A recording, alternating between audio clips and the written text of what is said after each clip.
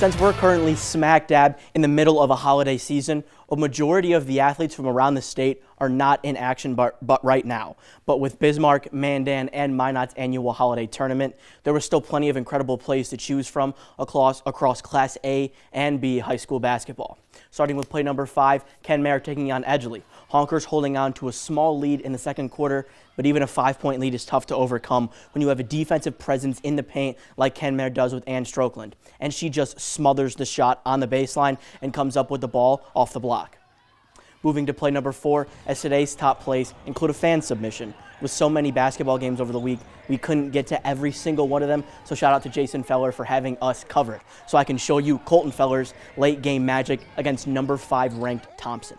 Feller hits the defender with a nasty crossover at the top of the key and completely nullifies the help defense to lay in the game-winning bucket for DLB. For our third play, we'll head to the BNC Holiday Tournament Championship game.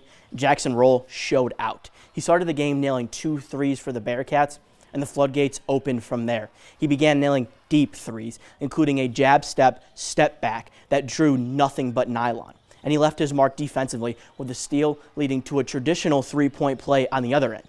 And this was all in the first quarter. Glen Olin never looked back, getting the win 68-45.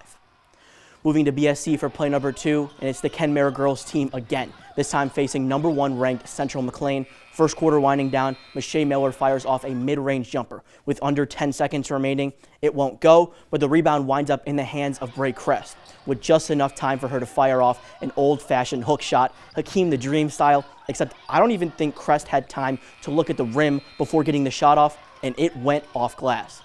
For our top play of the week, we're headed back to Mandan. The Bearcats also get a second appearance on this week's top plays, but this one goes against them as the Ray Jays go showtime on us. Blake Bergstrom with the ball. Jays on a 2-on-1 break, and Bergstrom goes for the alley-oop to Brody Sanar.